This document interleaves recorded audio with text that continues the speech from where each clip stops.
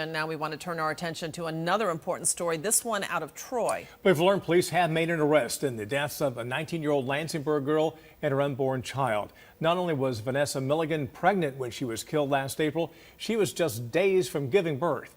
And today, her former boyfriend, the father of the child, was arrested in connection to their deaths.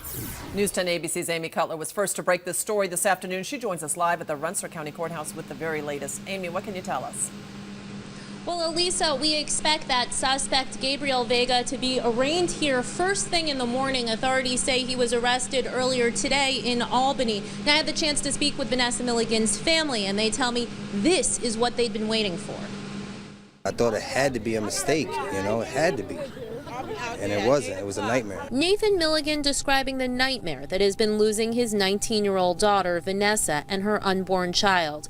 Both were killed in a fire in their Lansingburg home back in April. Now, almost 7 months later, police say they have the man behind it in custody. They've identified him as Gabriel Vega. This is him from a separate arrest last year. It gets frustrating. You don't know if they're doing their job. You don't know if they are. And I'm sure they were. It's just a difficult case. Almost immediately after Vanessa's death, her family and friends said they believed Vega was behind it. He was the baby's father and Vanessa's on-again, off-again boyfriend. But for police, finding the evidence to prove it was difficult. The fire destroyed almost everything. Late last week, we learned that authorities were moving forward with their case. The U.S. Marshals tell us Vega was arrested in Albany Wednesday. It's a small victory, but I got to take what I got to take. Milligan was joined by other family members and friends at the Troy Police Department. They thanked police and those with the district attorney's office. They waited and cheered as a cruiser carrying Vega left the station. Back at Vanessa's former home, a makeshift memorial continues to grow.